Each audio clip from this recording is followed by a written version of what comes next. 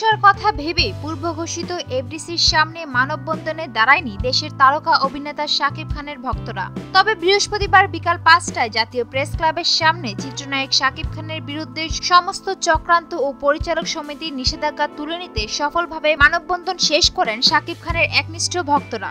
এই সময় অন্তত ১৫০ থেকে ২০০ শাকিব ভক্তকে বিভিন্ন প্লে কার্ড ও ব্যানার হাতে দেখা গেছে। দিনগুলো শাকিবের একটুও ভালো যাচ্ছে না।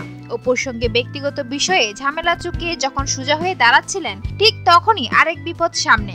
পরিচালক সমিতি শাকিবের কথায় নাখোশ হয়ে দেশের সব পরিচালককে তাকে বয়কটের ডাক দিয়েছেন। তবে এমন দিনে শাকিবের পাশে দাঁড়িয়েছেন তার ভক্তরাই। পরিচালক সমিতির এমন রূঢ় সিদ্ধান্তকে মেনে নিতে না পেরে শাকিব ভক্তরা এবার রাজপথে নেমে এলেন। বৃহস্পতিবার বিকাল ৫টায় বিএফডিসির সামনে শাকিব খানের বিরুদ্ধে সকল ধরনের চক্রান্ত রুখে দিতেই তার পক্ষে মানববন্ধনে ডাক দেয় তার ভক্তকুল।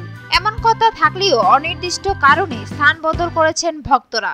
এফডিসির পরিবর্তে তারা জাতীয় প্রেস ক্লাবের সামনে দাঁড়ানোর সিদ্ধান্ত নেয়। আর প্রথম পদক্ষেপটি সফলভাবে সম্পূর্ণ করল ভক্তরা। দুদিন ধরেই শাকিবকে নিয়ে ফেসবুকে একটি ইভেন্টও খোলা হয়েছে। সেখানে বড় বড় হরফে লেখা পরিচালক সমিতির নিষেধাজ্ঞা ও সব চক্রান্তের বিরুদ্ধে মানববন্ধন।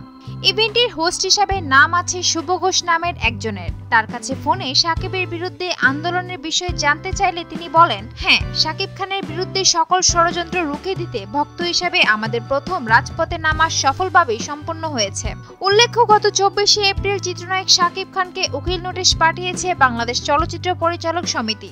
সম্প্রতি এই নায়ক বেশ কয়েকটি জাতীয় দৈনিকে চলচ্চিত্রের বর্তমান অবস্থা নিয়ে কথা বলতে গিয়ে চলচ্চিত্রের পরিচালক, প্রযোজক ও শিল্পীদের হেয় করে মন্তব্য করেছেন। এই অভিযোগ এনে চলচ্চিত্র পরিচালক সমিতি শাকিবকে উকিল নোটিশ পাঠিয়েছেন। এমনকি বিষয়টি সম্মানজনকভাবে সুরাহা না হওয়া পর্যন্ত শাকিবকে বয়কট করার আহ্বানও জানান পরিচালক সমিতি। সুপ্রিয় দর্শক, বিনোদন জগতের আরো নিত্য নতুন খবর জানতে আমাদের চ্যানেলটি সাবস্ক্রাইব করতে ভুলবেন না। লাইক দিন, কমেন্ট এবং শেয়ার করুন। ধন্যবাদ।